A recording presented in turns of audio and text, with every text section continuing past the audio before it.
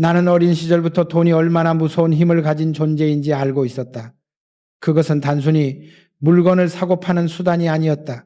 사람의 표정을 바꾸고 가족의 목소리를 변하게 하고 꿈을 접게 만드는 냉혹한 힘이었다. 내게 가난은 단순한 환경이 아니라 공기였다. 숨을 쉬면 그 냄새가 코끝에 밴다.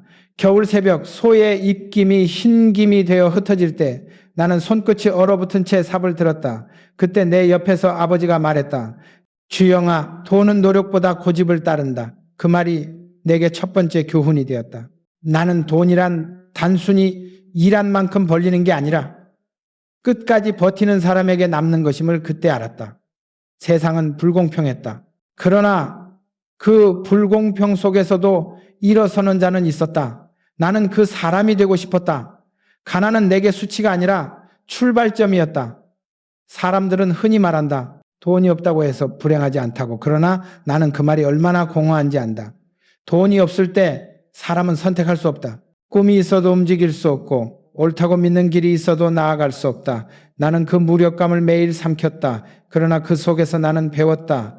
돈을 원한다면 먼저 두려움을 이겨야 한다는 것을. 돈은 겁쟁이에게 오지 않는다. 나는 14살 때 처음으로 마을을 떠났다. 고향의 산과들 그리고 굶주린 소의 울음소리를 뒤로하고 나는 세상으로 나섰다. 가진 것이라곤 두 손과 다리뿐이었다. 그때 나는 다짐했다. 다시는 남의 집 땅을 밟으며 허리를 숙이지 않겠다. 그러나 세상은 내 결심 따위에 관심이 없었다. 서울에 올라와 처음 맡은 일은 막노동이었다. 삽질과 벽돌 나르기, 시멘트 자루를 메고 오르내리는 일이었다. 몸은 고되었지만 마음은 단단해졌다. 나는 매일 밤 자신에게 물었다. 이 일을 평생 해야 한다면 나는 어떤 사람이 될까? 그 질문이 내 안에서 불이 되었다. 남들은 잠을 자고 나는 생각했다. 돈은 어디서 오는가? 왜 어떤 사람은 평생 일해도 가난한가? 그 답은 단순했다. 가난한 사람은 오늘을 위해 일하고 부자는 내일을 위해 움직인다. 그 차이를 깨닫는 데는 몇 년이 걸리지 않았다. 하루는 공사장에서 일이 끊겼다. 일주일째 일거리가 없어 다들 술로 하루를 보냈다. 나는 혼자 멍하니 철근 더미를 바라봤다. 그때 문득 생각이 들었다. 왜 우리는 일이 끊어질 때마다 불평만 할까? 우리가 직접 일을 만들면 안 될까? 그 한 생각이 내 인생을 바꾸었다. 돈은 주는 사람을 기다리지 않는다. 돈은 만드는 사람에게 간다. 그때 나는 아직 어린 노동자였지만 마음속에서는 이미 사업가였다. 나는 그날 저녁 같은 숙소에 있던 동료 2명에게 말했다. 우리 스스로 일감을 찾아보자. 그들은 나를 비웃었다. 정주영, 내가 누구라고 일을 만들어? 일은 돈 있는 놈들이 주는 거야. 그러나 나는 물러서지 않았다. 일이 없으면 일을 만들면 된다. 주는 사람이 없으면 내가 주면 되지 않겠나. 그 한마디에 그들은 조용해졌다. 그때 나는 알았다. 세상은 돈이 있는 사람과 없는 사람으로 나뉘는 게 아니다. 세상을 움직이는 자와 그저 바라보는 자로 나뉜다. 나는 전자를 택했다. 며칠 뒤 나는 낡은 자전거를 타고 공사장들을 돌았다. 문전박대를 당하고 조롱을 받았다. 그러나 어느 날 한 중소기업 사장이 내 열정에 감동했다. 그는 말했다. 젊은이, 그 눈빛을 잃지 마. 내가 맡길 공사는 없지만 낡은 창고 하나를 고쳐줄 수 있겠나? 나는 단숨에 대답했다. 예, 무조건 하겠습니다. 그 공사가 내 인생 첫 번째 계약이었다. 돈은 거의 남지 않았다. 그러나 그 일을 끝냈을 때 내 마음에는 이상한 확신이 자리 잡았다. 돈은 사람에게서 오지 않는다. 신뢰에서 온다. 사람들은 결과를 보고 돈을 주지만 진짜 부자는 과정을 보고 신뢰를 준다. 나는 그 신뢰를 얻었다. 그때부터 나는 하나의 원칙을 세웠다. 돈보다 신뢰를 먼저 쌓아라. 돈은 신뢰의 그림자다. 신뢰가 있으면 돈은 따라온다. 그러나 신뢰를 잃으면 돈은 바람처럼 사라진다. 그 단순한 진리를 깨닫는데 나는 어린 시절에 굶주림이 필요했다. 사람은 배고플 때 가장 솔직해진다. 배고픔은 가면을 벗긴다. 나는 그때 내 욕망의 진짜 얼굴을 보았다. 나는 부자가 되고 싶었다. 그러나 돈을 쌓는 부자가 아니라 돈을 움직이는 부자가 되고 싶었다. 시간이 흘러 나는 현대를 세웠다. 많은 사람들이 묻는다. 회장님, 어떻게 그 가난에서 여기까지 오셨습니까? 나는 웃으며 답한다. 가난 덕분이지요. 가난이 나를 깨웠다. 가난이 나를 단단하게 만들었다. 나는 그 시절이 없었다면 돈의 본질을 절대 알지 못했을 것이다. 돈은 숫자가 아니다. 돈은 인간의 땀, 시간, 신뢰, 그리고 용기의 결집체다. 나는 그걸 누구보다 잘 안다. 그래서 나는 오늘도 말한다. 가난은 저주가 아니다. 그것은 시험이다. 돈을 쫓을 것인가, 돈을 만들 것인가. 그 선택의 순간에 인간의 진짜 크기가 드러난다. 나는 가난을 원망하지 않았다. 오히려 감사했다. 그 덕분에 나는 돈보다 강해질 수 있었다. 부는 돈을 가진 사람이 아니라 돈에 흔들리지 않는 사람에게 온다. 이것이 내가 깨달은 첫 번째 진실이다. 돈은 외부의 것이 아니라 내면의 힘이다. 그러나 이 힘을 얻기 위해선 반드시 시련의 밤을 통과해야 한다. 그리고 그 밤이 끝났을 때 진짜 시험은 시작된다. 왜냐하면 돈은 우리를 떠나기 위해서가 아니라 우리를 시험하기 위해 찾아오기 때문이다. 그 시험의 순간이 찾아왔을 때 나는 두려움 대신 행동을 택했다.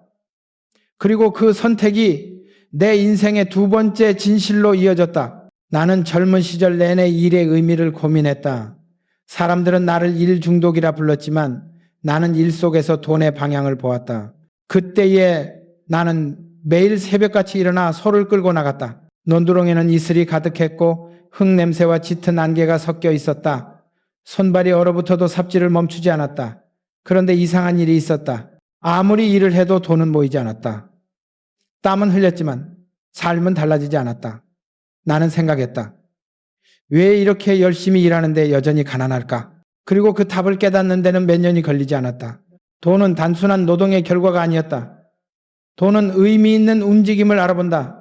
아무 생각 없이 일하는 사람에게는 임금이 주어지고 방향을 가진 사람에게는 기회가 주어진다. 나는 그 차이를 처음 느꼈던 날을 잊지 못한다. 20대 초반 한 항구 근처의 공사장에서 일하던 때였다. 그곳은 늘 비릿한 바닷내음이 풍겼다. 짠내와 시멘트 냄새 그리고 엔진의 진동이 섞여 있었다. 당시 나는 막노동꾼 중 하나였다. 현장 소장은 외쳤다. 야, 이 철근 묶는 법 제대로 안 하면 전부 다시 해.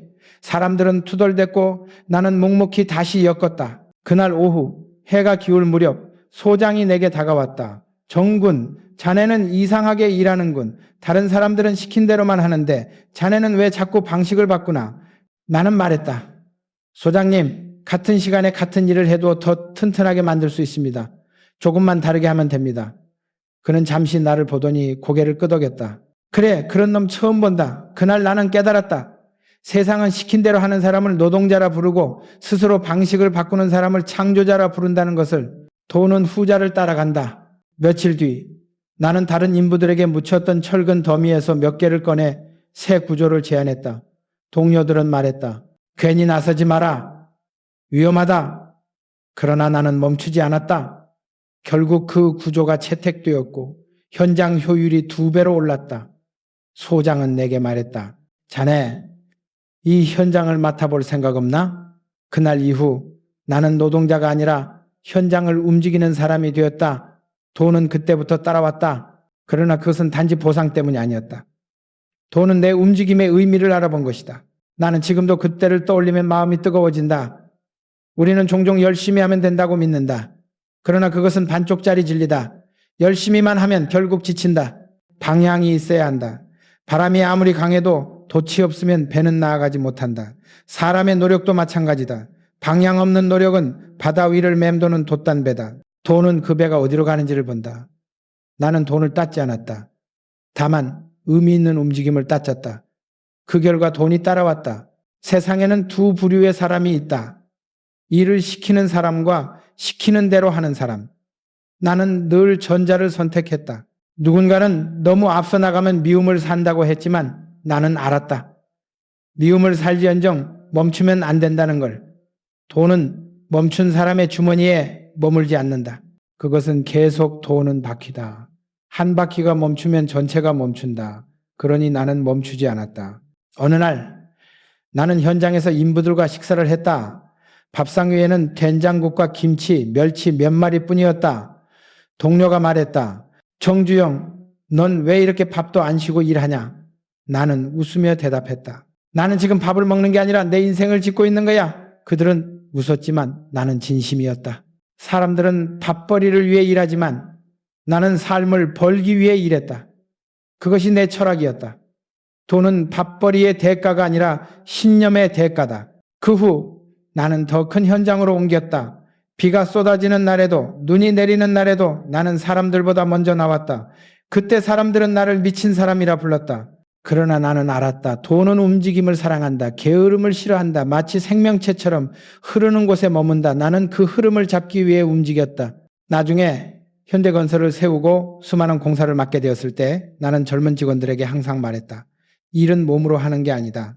생각으로 하는 거다. 그 말은 단순한 구호가 아니었다. 나는 직접 체험했다. 몸이 아무리 고생해도 머리가 멈추면 돈은 들어오지 않는다. 돈은 육체의 땀보다 사고의 방향을 따른다. 그래서 나는 늘 젊은이들에게 물었다. 너는 오늘 네 손으로 일했나? 아니면 네 머리로 일했나? 어느 날 나는 한 신입 직원의 보고서를 보며 물었다. 왜 이렇게 복잡하게 썼나? 그는 대답했다. 회장님, 꼼꼼해야 실수가 없습니다. 나는 미소 지으며 말했다. 꼼꼼한 건 좋다. 그러나 빠른 건 더 좋다. 돈은 속도에 머문다. 그때 그는 이해하지 못했을 것이다. 그러나 세월이 지나면 알게 된다. 세상은 완벽을 기다려주지 않는다. 움직이는 자만이 돈의 흐름에 올라탈 수 있다. 내가 배운 두 번째 진실은 이것이다. 돈은 일하지 않으면 떠난다. 일한다는 것은 단지 몸을 움직이는 것이 아니다. 의미 있게, 방향 있게, 그리고 스스로 책임지는 것이다. 나는 세상 누구보다 열심히 일했지만 단 한 번도 시킨 대로만 하지 않았다. 돈은 명령을 따르는 사람에게 오지 않는다. 스스로 명령을 내리는 사람에게 간다. 그 진실을 깨닫는데 오랜 시간이 걸렸다. 그러나 그 깨달음 이후 내 인생의 바퀴는 달라졌다. 나는 더 이상 노동자가 아니었다. 돈의 흐름을 읽는 사람이 되었다. 그리고 그때부터 세상은 내게 다른 얼굴을 보여주기 시작했다. 하지만 돈은 늘 새로운 시험을 던진다. 어느 날 나는 가장 큰 시련을 맞이했다. 수개월간 준비한 공사가 하루아침에 취소되었다. 모든 자금이 끊기고 직원들의 급여도 막혔다. 사람들은 나를 향해 물었다. 이제 어떡할 겁니까? 그때 나는 한마디 했다. 그럼 내가 만들면 되지 않겠나? 그 말이 내 인생의 세 번째 진실로 이어졌다. 나는 인생에서 가장 혹독한 시련을 맞이한 날을 지금도 잊지 못한다.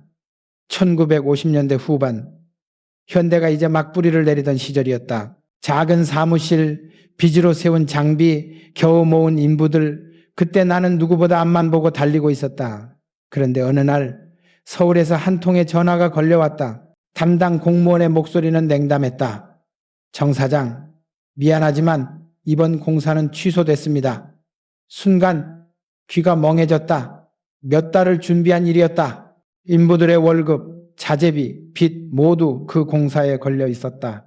나는 잠시 말을 잃었다. 그는 덧붙였다. 국가 예산이 줄었어요. 당신네 공사는 나중에 다시 논의합시다. 그 말은 곧 끝이라는 뜻이었다. 전화를 끊고 나는 한참 동안 말없이 창밖을 바라봤다. 겨울 하늘이 잿빛으로 가라앉아 있었다. 밖에서는 트럭 소리와 망치질이 들렸지만 내 귀에는 아무 소리도 들리지 않았다. 그날 밤 숙소로 돌아오자 직원들이 모여 있었다. 모두 내 얼굴을 바라봤다. 회장님, 공사가 정말 없어진 겁니까? 나는 잠시 침묵하다가 고개를 끄덕였다. 그때 한 젊은 직원이 말했다. 그럼 우린 이제 어떻게 됩니까? 그의 눈빛에는 두려움이 섞여 있었다. 그 순간 내 안에서 무언가가 끌어올랐다. 나는 자리에서 일어나 말했다. 그럼 우리가 만들면 되지 않겠나? 모두가 놀란 표정으로 나를 쳐다봤다. 남이 주지 않으면 우리가 만들면 되지.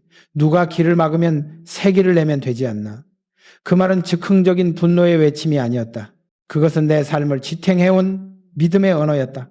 다음 날 아침 나는 새벽부터 움직였다. 은행을 찾아가 대출을 요청했고 자재상들을 찾아가 납품을 미뤄달라고 설득했다. 그들은 고개를 저었다. 정 사장, 이미 신용이 한계요. 더는 못 미룹니다. 나는 단호히 말했다. 이번만 믿어주시오. 이번만 넘기면 다음 달엔 반드시 갚겠소. 그들의 눈빛에는 의심이 가득했지만 내 눈에는 불이 있었다. 결국 몇몇은 나를 믿어주었다. 나는 그때 깨달았다.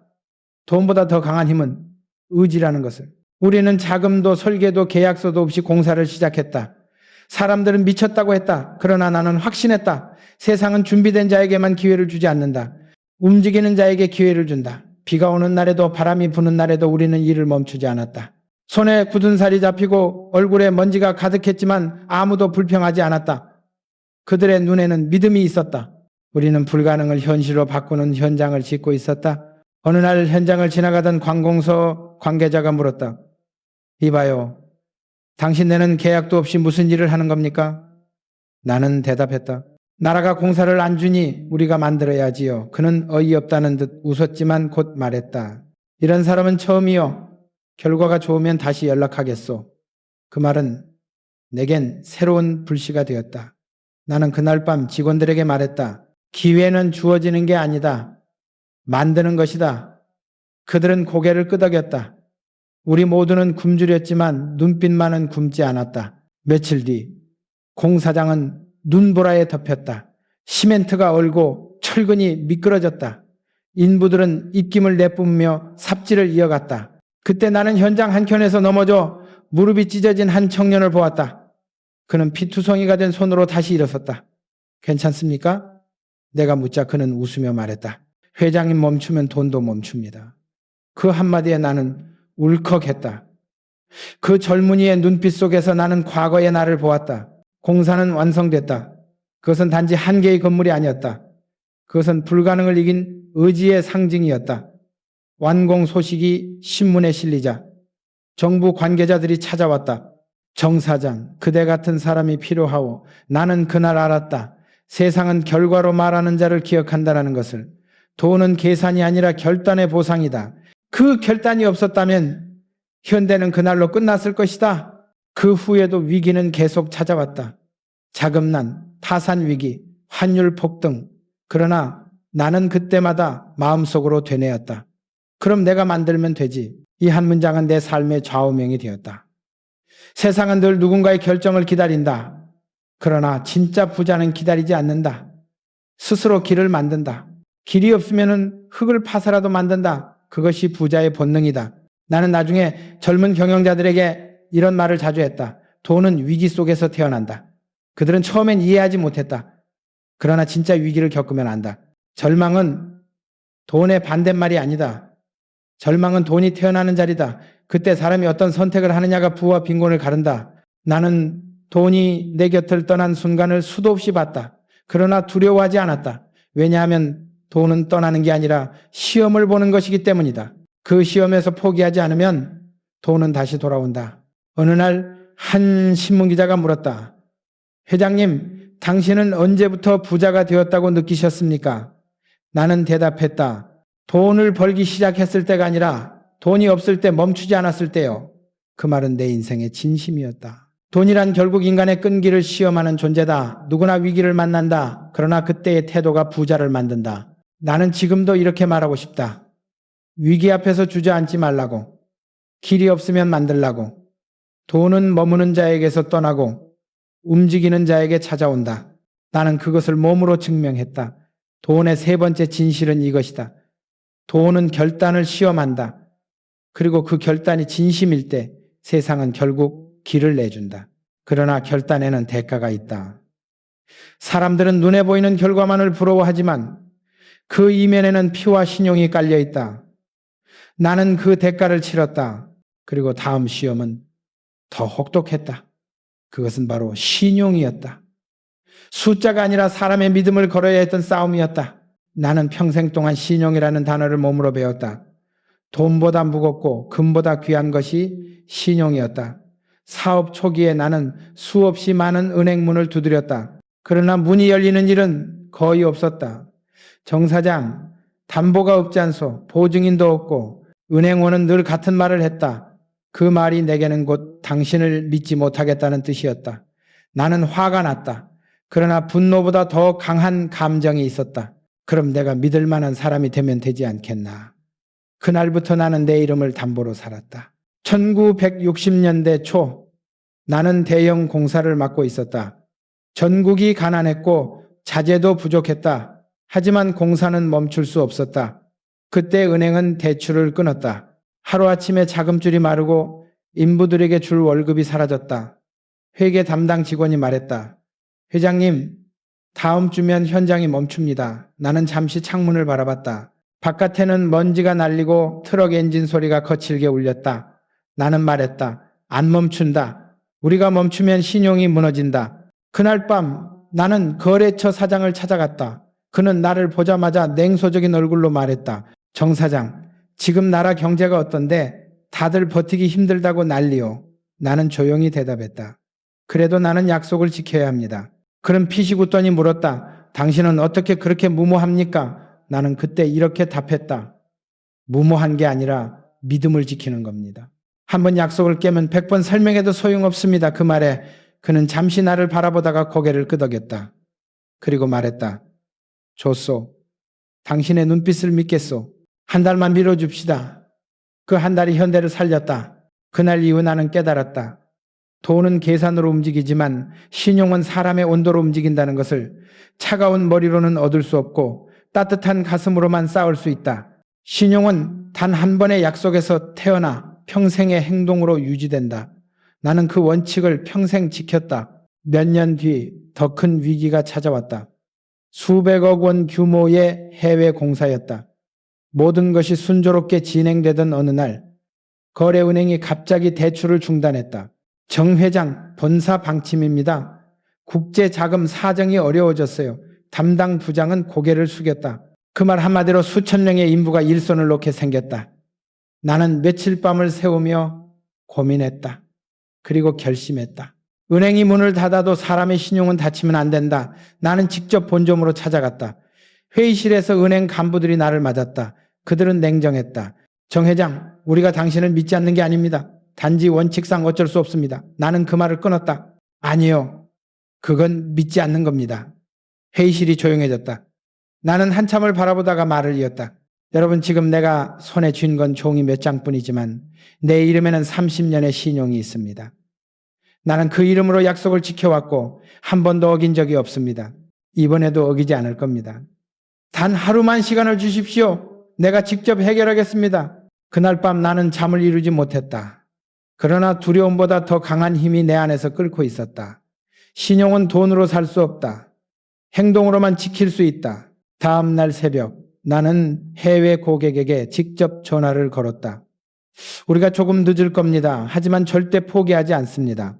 상대는 잠시 침묵하더니 말했다. 정 회장, 우리는 당신을 믿습니다. 그 한마디가 다시 길을 열었다. 며칠 뒤 은행은 대출을 재개했다. 그들은 말했다. 당신의 신용이 사람들을 움직였소. 나는 웃었다. 신용은 숫자가 아니라 사람의 이야기입니다. 나는 신용의 본질을 이렇게 정의한다. 신용은 말과 행동이 일치하는 시간의 결과다. 단 하루라도 약속을 어기면 그 시간은 무너진다.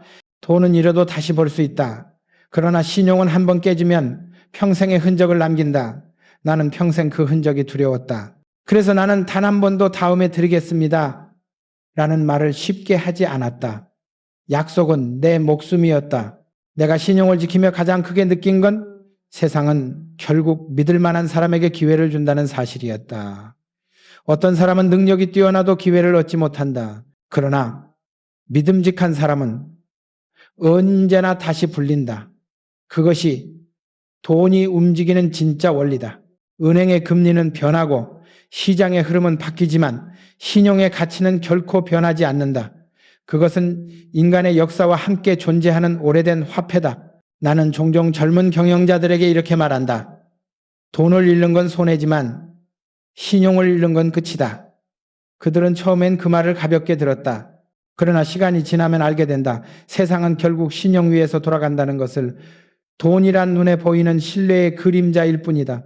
내가 평생을 살아오며 수많은 실패와 위기를 넘길 수 있었던 이유는 단 하나였다.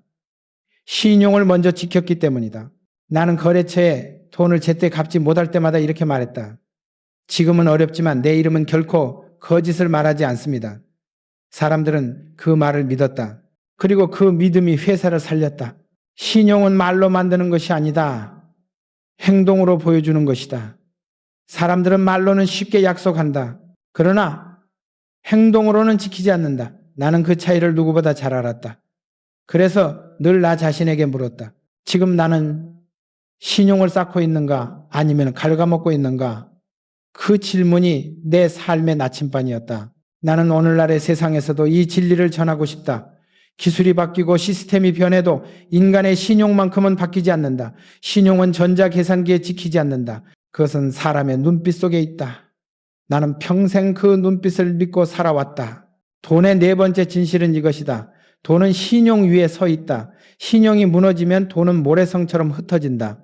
그러나 신용이 단단하면 그 위에 세운 모든 건물은 폭풍 속에서도 무너지지 않는다. 그때 나는 몰랐다. 신용이 이렇게 무겁다는 것을. 그러나 세월이 흘러 나는 그것이 돈보다 훨씬 큰 힘이라는 걸 알았다. 신용은 나를 지탱해준 마지막 기둥이었다. 그리고 그 기둥 위에 나는 또 하나의 진실을 세웠다. 돈은 머무는 게 아니라 흐른다는 것. 그것이 내 인생의 다섯 번째 깨달음이었다. 돈은 머물지 않는다. 흐른다. 그 사실을 나는 늦게 깨달았다. 한때 나는 돈을 쌓는 것이 성공이라고 믿었다. 그러나 쌓인 돈은 썩는다. 멈춘 물이 냄새를 풍기듯 흐르지 않는 돈은 사람의 마음까지 병들게 한다. 나는 그걸 해외 현장에서 뼈저리게 느꼈다. 1970년대 초 나는 중동의 사막 한복판에 있었다.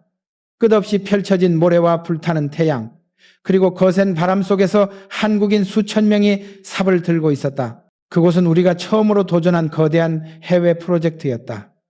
당시만 해도 세계는 한국을 아무도 믿지 않았다. 한국이 사막에서 공사를 한다고? 그건 불가능해. 외국 언론은 그렇게 썼다. 하지만 나는 믿었다. 불가능이란 말은 단지 아직 해보지 않은 일에 붙는 이름일 뿐이었다. 그때 우리는 모든 게 부족했다. 장비도 기술도 자본도. 그러나 한 가지는 넘쳤다. 의지였다. 한낮에는 기온이 50도를 넘고 모래폭풍이 몰아쳤다. 그 속에서도 우리 인부들은 노래를 부르며 일했다. 어떤 날은 모래바람 때문에 눈을 뜰 수도 없었다. 그래도 멈추지 않았다. 나는 그들을 보며 스스로 다짐했다. 이 사람들에게 절대 부끄럽지 않은 리더가 되자. 그러던 어느 날 현장에 비상이 걸렸다. 대금이 늦게 들어온다는 소식이었다. 본사에서 전해진 전보에는 단 한 줄이 적혀 있었다. 송금 지연, 한 달 이상 소요 예상. 그 순간 나는 숨이 붙는 줄 알았다. 수천 명의 인부들에게 줄 급여가 사라진 것이었다. 그들은 내 얼굴을 바라봤다. 그 눈빛 속에는 불안과 믿음이 섞여 있었다. 누군가 물었다. 회장님, 이달 월급은 어떻게 됩니까? 나는 잠시 숨을 고르고 대답했다. 걱정하지 마시오. 내가 책임집니다. 그 말은 약속이었다. 그리고 약속은 내게 언제나 명령이었다. 그날 밤 나는 천막 안에서 계산서를 뒤집었다. 남은 자금은 단 며칠치였다. 나는 결심했다. 본사에서 돈이 오지 않는다면 내가 직접 마련하겠다고. 다음날 새벽 나는 비행기를 타고 두바이로 향했다. 은행가와의 미팅이 예정돼 있었다. 그는 내게 차가운 표정으로 말했다. 정 회장, 지금 한국 경제 상황을 아시지 않습니까? 당신들이 이 프로젝트를 완수할 수 있을지 의문입니다. 나는 조용히 웃으며 답했다. 우린 이미 시작했습니다. 그리고 우리는 시작한 일은 끝까지 합니다. 그는 한동안 나를 바라보다가 물었다. 보증은 있습니까? 나는 고개를 저었다. 보증은 없지만 나 자신이 보증입니다. 그 말은 허세가 아니었다. 그것은 내 전 생애를 걸고 한 약속이었다. 그는 끝내 서류에 서명했다. 그렇게 나는 급여를 마련해 다시 사막으로 돌아왔다. 그날 저녁 인부들에게 봉투를 나누어 주자 모두가 눈시울을 붉혔다. 한 인부가 내 손을 잡고 말했다. 회장님, 우리는 돈 때문에 일하는 게 아닙니다. 회장님을 믿습니다. 그 말에 나는 가슴이 뜨거워졌다. 그때 나는 깨달았다. 돈은 숫자가 아니다. 돈은 신뢰의 흐름이다. 그 믿음이 있기에 돈은 돌고 그 돈이 돌기에 사람의 마음도 살아난다. 며칠 뒤 사막 한복판에서 기적이 일어났다. 첫 번째 교량이 완성되었다. 외국 언론들은 놀랐다. 한국인들이 해냈다. 그날 밤 나는 별빛 아래서 홀로 걸었다. 모래바람이 얼굴을 때렸지만 마음은 고요했다. 나는 스스로에게 물었다. 도대체 돈이란 무엇인가? 그때 깨달았다. 돈은 흐름이다. 움직이는 사람에게만 머물고 멈춘 사람을 떠난다. 일하는 자에게 모이고 욕심내는 자를 떠난다. 그리고 진심이 있는 곳으로 향한다. 나는 그 이후에도 많은 현장을 돌았다. 국내 공장, 항만, 고속도로, 발전소까지 모든 현장에서 나는 같은 원리를 느꼈다. 돈은 돌고 돈은 생명체다. 내가 직원들에게 항상 했던 말이 있다. 돈을 쌓지 말고 돌려라. 돌리는 돈은 늘어나지만 쌓아둔 돈은 줄어든다. 어떤 젊은 간부가 물었다. 회장님, 돌리다 보면 위험하지 않습니까? 나는 웃으며 대답했다. 위험하지 않은 돈은 죽은 돈이야. 세상은 움직이는 사람에게 보상을 준다. 나는 한 번도 돈을 사랑한 적이 없다. 그러나 돈의 흐름은 사랑했다. 그 흐름은 인간의 의지와 닮아 있었다. 한 곳에 멈추면 썩고 흘러야 새로운 생명이 태어난다. 그래서 나는 늘 말했다. 돈을 움켜쥐면 가난해지고 흘려보내면 부자가 된다. 직원들은 처음엔 이해하지 못했다. 그러나 세월이 지나 모두 알게 되었다. 회사가 성장한 이유는 돈을 흘려보냈기 때문이었다. 투자하고 사람에게 쓰고 신뢰에 썼기 때문이다. 내가 사막의 모래 위에서 배운 5번째 진실은 이것이었다. 돈은 속도를 따른다. 느린 결정은 기회를 잃게 하고 늦은 행동은 신용을 무너뜨린다. 나는 한 번의 빠른 결단으로 회사를 살렸고 한 번의 망설임으로 큰 기회를 놓쳤다. 그것이 인생의 법칙이다. 돈은 늘 움직이는 방향으로 흐른다. 그 흐름의 중심에 서려면 두려움을 버려야 한다. 사람들은 종종 내게 물었다. 회장님, 두려움이 없었습니까? 나는 대답했다. 두려움이 없었다면 나는 인간이 아니었을 겁니다. 그러나 두려움보다 믿음이 더 컸습니다. 그 믿음이 나를 앞으로 밀었다. 나는 늘 말했다. 망설이는 순간 돈은 다른 곳으로 간다. 그건 단순한 사업 철학이 아니었다. 삶의 법칙이었다. 그 후로도 수많은 기회가 있었다. 그러나 기회는 항상 위기 속에 숨어 있었다. 돈이 막히면은 나는 더 빠르게 움직였다. 남들이 불안해할 때 나는 결단했다. 그것이 나를 살렸고 회사를 키웠다. 돈은 용기 있는 자에게 머무른다. 나는 오늘도 이 말을 젊은이들에게 전하고 싶다. 돈은 정지된 손에 머물지 않는다. 그것은 뜨거운 심장을 향해 흐른다. 움직이는 사람, 결단하는 사람, 그리고 끝까지 책임지는 사람에게 간다. 그날 사막의 밤하늘을 바라보며 나는 스스로에게 속삭였다. 이제 알겠다. 돈은 흐름이다. 그리고 그 흐름을 멈추게 하는 건 오직 두려움뿐이다. 아멘가니 그 진실을 깨달은 후 나는 한 가지 새로운 깨달음에 다다랐다. 돈은 단순히 흐르는 게 아니라 돌아오는 것이라는 사실이다. 흘려보낸 신뢰와 선해 그리고 투자들은 결국 나에게 돌아왔다. 그것이 6번째 진실이었다. 돈의 순환 속에는 인간의 철학이 있다. 그리고 나는 그 철학을 믿었다. 이제 그 이야기를 하려 한다. 돈은 흐르는 생명체다. 그러나 더 깊이 들어가면 그것은 순환하는 인연이었다. 나는 이 진실을 깨닫기까지 오랜 세월이 걸렸다. 처음엔 벌기만 하면 된다고 생각했다. 그러나 세월이 흘러보니 돈은 벌 때보다 돌려보낼 때 인간의 품격이 드러났다. 나는 그것을 수없이 경험했다. 1970년대 말 현대건설이 급성장하면서 회사의 금고에는 돈이 쌓였다. 직원들은 기뻐했지만 나는 이상하게 마음이 무거웠다. 그 돈이 우리를 부자로 만드는 게 아니라 오히려 우리를 약하게 만들 것 같은 예감이 들었다. 그때 나는 회의실에서 이렇게 말했다. 이 돈은 우리 것이 아닙니다. 다시 세상으로 흘려보내야 합니다. 모두가 놀란 표정으로 나를 바라봤다.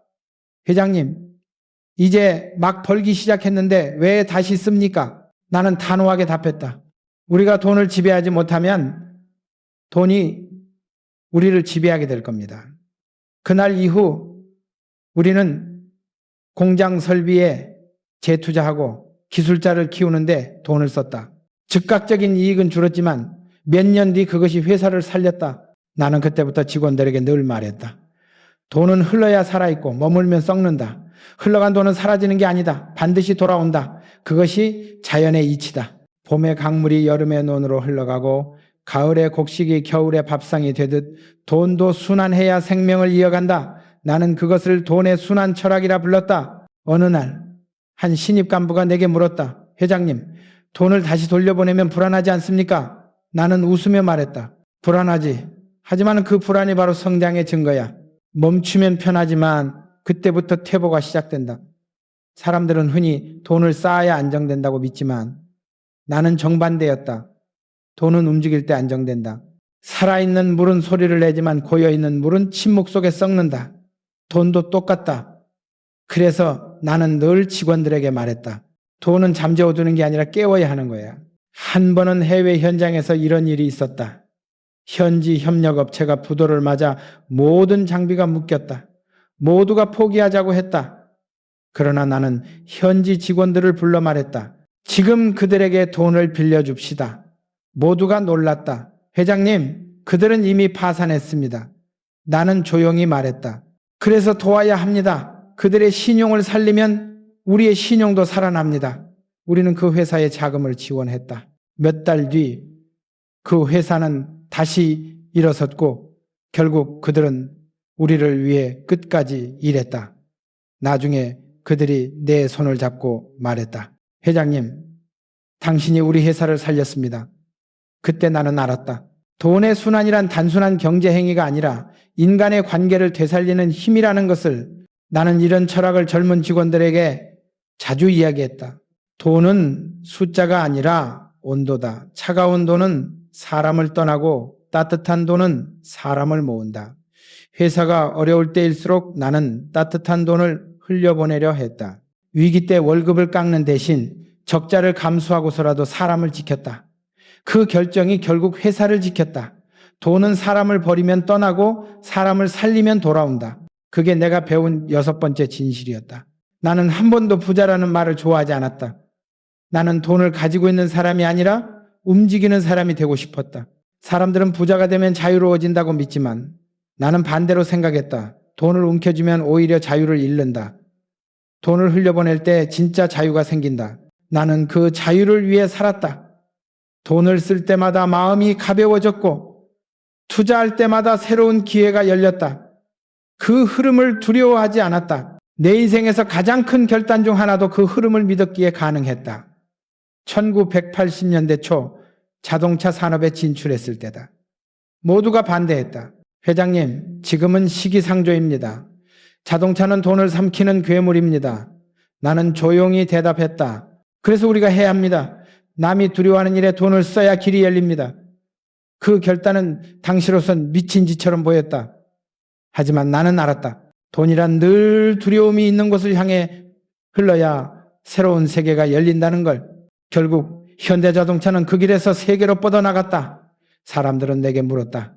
회장님, 어떻게 그렇게 확신하셨습니까? 나는 웃으며 말했다. 확신은 없었어. 다만 믿음이 있었어. 그리고 돈은 믿음이 있는 곳으로 흐릅니다. 그 믿음은 곧 사람에 대한 믿음이었다. 나는 엔지니어, 기술자, 노동자 한 사람 한 사람을 믿었다. 그들이 가진 가능성을 믿었기에 돈을 흘려보냈다. 그리고 그 돈은 다시 돌아와 회사를 키웠다. 돈의 순환은 단순한 금융 원리가 아니다. 그것은 생명의 순환이다. 흘려보내면 언젠가 다른 형태로 돌아온다. 때로는 신뢰로, 때로는 기회로, 때로는 사람의 인연으로 돌아온다. 나는 수없이 많은 위기 속에서 그 순환을 경험했다. IMF 위기 때도 그랬다. 모두가 돈을 움켜쥐고 있을 때 나는 오히려 말했다. 지금은 멈출 때가 아니다. 흘려야 산다. 사람들은 놀랐지만 나는 믿었다. 돈이 다시 돌면은 사람의 마음도 다시 돈다. 그리고 결국 그 믿음은 회사를 다시 일으켰다. 나는 젊은 시절부터 한 가지 원칙을 세웠다. 돈은 나를 떠날 때 가장 큰 선물을 남긴다. 그것은 단순히 배대비 아니라 순환의 법칙이었다. 주면 잃는 것이 아니라 새로운 공간을 얻는다. 그 빈자리에 새로운 돈이 들어온다. 세상은 그렇게 돌아간다. 그래서 나는 오늘 또 말한다. 돈을 쓸 때 두려워하지 마라. 제대로 쓰면 반드시 돌아온다. 나는 인생을 통해 이 진리를 배웠다. 돈은 정체된 수단이 아니라 살아있는 순환이다. 그 순환의 방향을 읽을 줄 아는 사람이 진짜 부자다. 나는 수많은 공사와 사업 속에서 그 순환의 리듬을 느꼈다. 그것은 자연의 숨결과 같았다. 돈의 여섯 번째 진실은 이것이다. 돈은 흘러야 한다. 그리고 그 흐름이 돌아올 때 비로소 인간은 부의 자유를 얻는다. 돈은 결국 나에게 이렇게 말했다. 너는 나를 모아놓을 때 부자가 되는 게 아니라 나를 흘려보낼 때 진짜 자유로워진다. 그날 이후 나는 마음속으로 다짐했다. 돈이 나에게 머무는 동안 나는 그 돈을 세상의 피처럼 돌게 하겠다. 그것이 내가 배운 부의 철학이었다. 그러나 이 순환의 끝에는 또 하나의 진실이 숨어 있었다. 계산으로는 설명되지 않는 오직 인간의 결단으로만 이해되는 영역. 그것이 바로 직관이었다. 돈은 이성으로 다룰 수 없었다. 마지막 순간 진짜 부자를 가르는 것은 계산이 아니라 결단이었다. 그리고 나는 그 결단의 순간에 일곱 번째 진실을 마주하게 되었다. 나는 평생 숫자와 싸워왔다. 견적서의 한 줄, 계약서의 한 문장, 이익률의 0.1% 차이까지도 놓치지 않으려 했었다. 그러나 세월이 흐르고 보니 돈의 세계에서 마지막에 남는 승부는 숫자가 아니라 결단이었다. 가난한 사람은 늘 계산하고 부자는 결단한다. 그 차이가 인생을 갈랐다. 나는 그 진실을 너무나 많은 현장에서 보았다. 1980년대 중반 현대그룹이 정점을 향해 가던 시절이었다. 그러나 그때도 위기는 찾아왔다. 한 해외 프로젝트에서 예기치 못한 사고가 발생했다. 공사비는 불어나고 현장은 멈췄다. 나는 본사 회의실에서 임원들의 보고를 들었다. 회장님, 이대로 가면 손실이 큽니다. 중단하는 것이 좋습니다. 모두의 시선이 내게 쏠렸다. 나는 잠시 침묵했다. 책상 위에 도면을 바라보며 생각했다. 이제 멈춰야 하는가 아니면 한 번 더 나아가야 하는가. 머리로는 손익계산이 이미 끝나 있었다. 하지만 마음이 움직이지 않았다. 그때 나는 조용히 말했다. 손해를 각오하고 끝까지 갑시다. 임원들은 놀란 표정을 지었다. 한 사람이 물었다. 회장님, 이유를 여쭤봐도 되겠습니까? 나는 대답했다. 이건 돈의 문제가 아닙니다. 사람의 문제요. 우리가 지금 멈추면 현장에 수천 명이 다시는 우리를 믿지 않을 겁니다. 그 결단으로 회사는 몇 달간 적자를 봤다. 그러나 공사가 완공된 뒤 세계는 달라졌다. 그 프로젝트는 현대의 신용을 세계에 각인시켰다. 그리고 그 신용은 수십 배의 기회로 돌아왔다.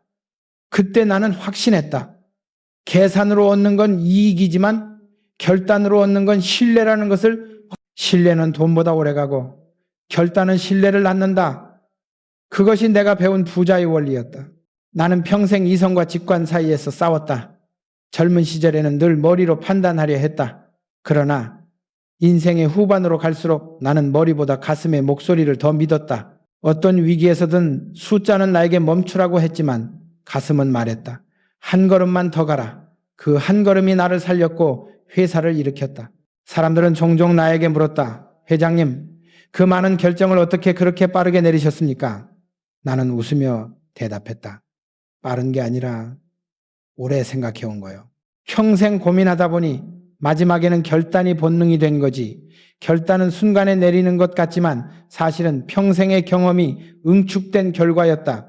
나는 그 경험을 통해 배웠다. 돈은 이성의 논리가 아니라 행동의 용기를 따른다는 것을. 한 번은 이런 일이 있었다. 한 외국 투자자가 내게 찾아왔다. 정 회장, 당신이 하려는 사업은 너무 위험합니다. 지금이라도 접는 게 낫습니다. 나는 그에게 물었다. 당신은 위험을 본 적이 있습니까? 그는 잠시 말이 없었다. 나는 덧붙였다. 나는 위험 속에서 살았소. 위험은 피하는 게 아니라 다루는 겁니다. 그날 이후 그는 나를 두려움을 모르는 사나이라 불렀다. 그러나 나는 두려움을 모른 게 아니었다. 다만 두려움보다 신념을 앞세웠을 뿐이다. 신념 있는 결단은 언제나 길을 만든다. 나는 직원들에게 자주 말했다. 모든 계산은 결국 결단을 위한 준비다. 숫자에 묶이지 마라. 사람을 보라. 세상은 늘 효율과 이익을 말하지만 진짜 부자는 인간의 결을 본다. 돈이란 결국 사람이 만드는 것이니까. 나는 수많은 사업에서 돈보다 사람을 택했다. 때로는 그 선택이 손해로 돌아왔지만 결국엔 그들이 나를 살렸다. 위기의 순간 나를 위해 끝까지 남아있던 사람들은 계산이 아니라 신뢰를 믿는 사람들이었다. 그때 나는 또 하나의 진실을 깨달았다. 결단은 혼자 내리는 것이 아니다. 진심으로 함께한 사람들의 믿음이 모일 때 비로소 결단이 완성된다. 나는 그 믿음을 존중했다. 현장에서 함께 땀 흘린 사람들의 눈빛, 밤새 도면을 붙잡던 기술자의 손, 그리고 나를 믿고 묵묵히 따라준 젊은 직원들, 그들이 내 결단의 근거였다. 나는 그들의 눈빛을 보고 미래를 결정했다. 그리고 단 한 번도 후회하지 않았다.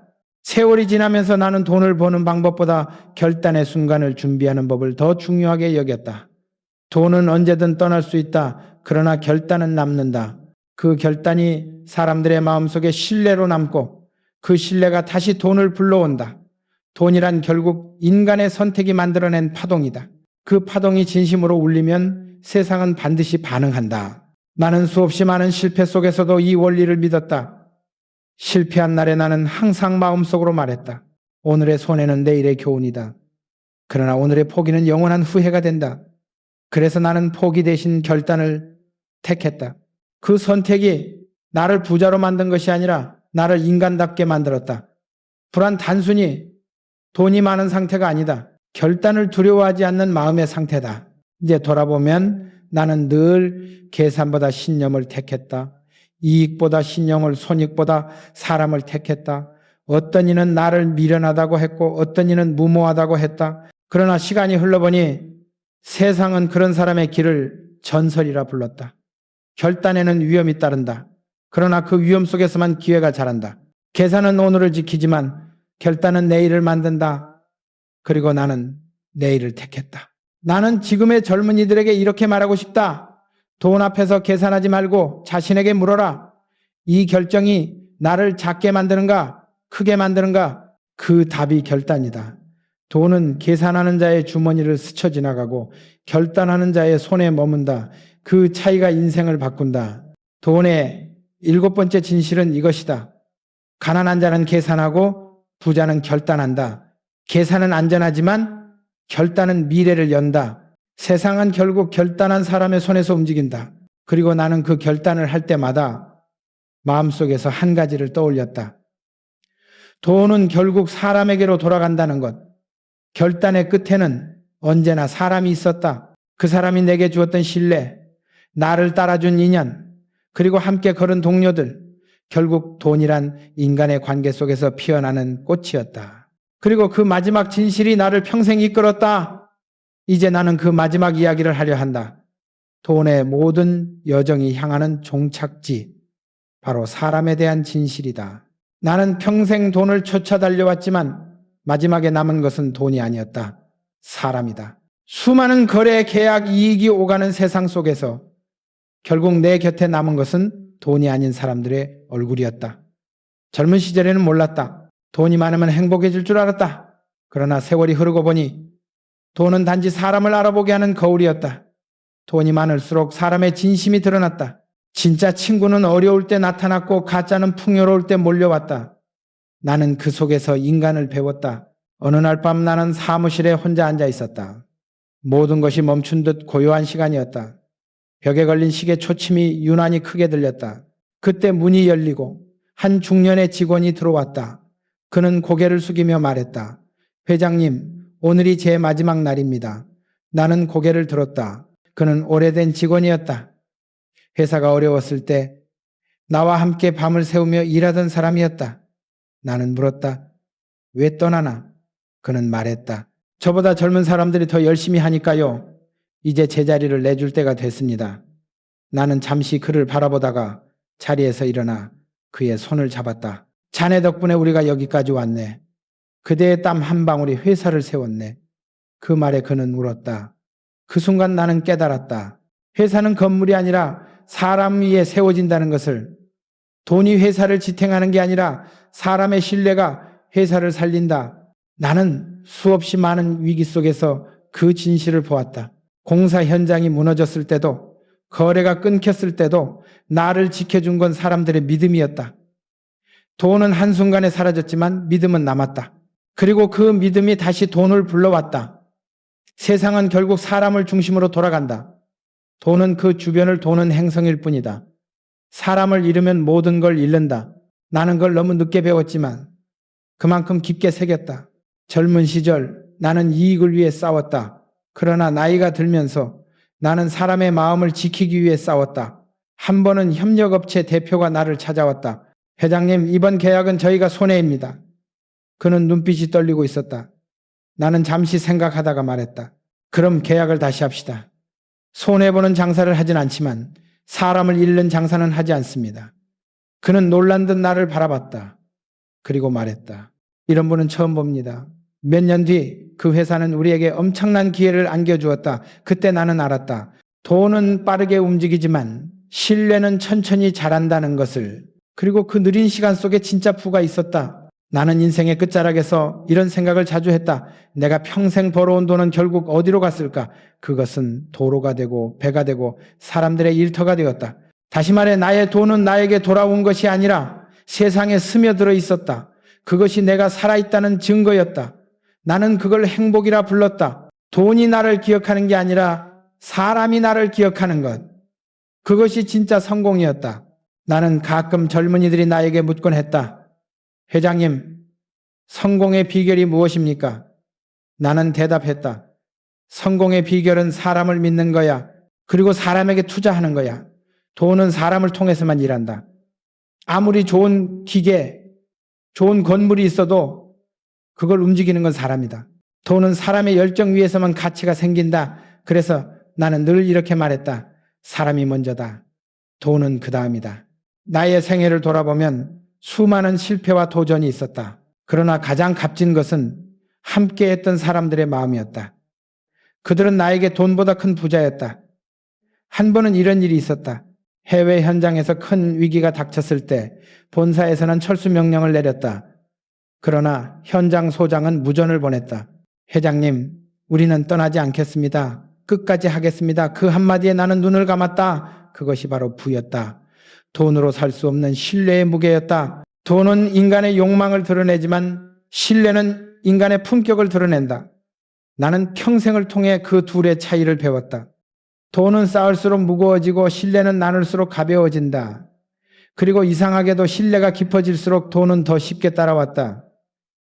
부자란 돈이 많은 사람이 아니라 믿음을 잃지 않은 사람이다. 나는 그렇게 살고 싶었다. 나는 말년에 이런 말을 자주 했다. 돈은 떠나도 된다. 그러나 사람이 떠나면 모든 게 끝이다. 돈은 다시 벌 수 있다.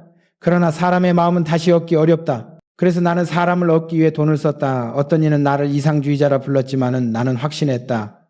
돈은 사람을 위해 쓸 때만 의미가 있다. 그게 돈이 세상에 존재하는 이유다. 이제 나는 더 이상 사업가로서의 욕심이 없다. 그러나 여전히 나는 사람을 믿는다. 누군가를 믿는 일, 그 믿음 속에서 세상을 바꾸는 일, 그것이 내 마지막 사업이다. 나는 늘 이렇게 말했다. 돈은 결국 사람에게 돌아간다. 그 사람의 진심으로, 그 사람의 믿음으로, 그 사람의 손끝으로. 돈은 인간의 마음을 거쳐 다시 세상으로 흘러간다. 그 흐름 속에 사랑이 있고 감사가 있고 성장의 씨앗이 있다. 나는 젊은이들에게 이 말을 남기고 싶다. 돈을 쫓지 말고 사람을 쫓으라. 돈은 사람을 따라온다. 사람을 잃으면 돈도 떠난다. 그러나 사람을 얻으면 돈은 반드시 돌아온다. 세상은 냉정해 보이지만 끝에서는 언제나 따뜻한 인간의 손이 모든 걸 결정한다. 나는 그것을 수없이 보았다. 이제 나는 마지막으로 이렇게 말하고 싶다. 돈의 8번째 진실, 그리고 모든 진실의 결론은 이것이다. 돈은 결국 사람을 따른다. 그리고 그 사람의 마음이 따뜻할수록 돈의 흐름도 부드럽게 돌아간다. 부자는 돈을 움직이는 사람이 아니라 사람의 마음을 움직이는 사람이다. 내가 평생을 통해 배운 가장 큰 교훈은 단순하다. 돈은 나를 위해 쓰면 사라지고 남을 위해 쓰면 남는다. 사람의 마음속에 남은 신뢰와 기억, 그것이 내가 남긴 진짜 재산이다. 나는 오늘도 이렇게 말하고 싶다. 돈은 도구다. 그러나 사람은 목적이다. 돈은 수단이지만 사람은 답이다. 내 인생의 모든 여정은 그 한 문장으로 수렴된다. 돈은 언젠가 떠나지만 사람은 남는다. 그리고 그 사람이 내 이름을 기억해 준다면 그것으로 충분하다. 그것이 내가 남긴 마지막 부의 철학이다. 이제 나는 조용히 미소 지으며 말하고 싶다. 돈아, 고맙다. 너 덕분에 나는 사람을 배웠다. 그리고 사람 덕분에 너를 다룰 수 있었다. 이것이 내가 평생 걸어온 길의 끝에서 깨달은 마지막 진실이다. 돈의 목적은 사람이다. 그리고 사람의 목적은 서로를 비추는 것이다.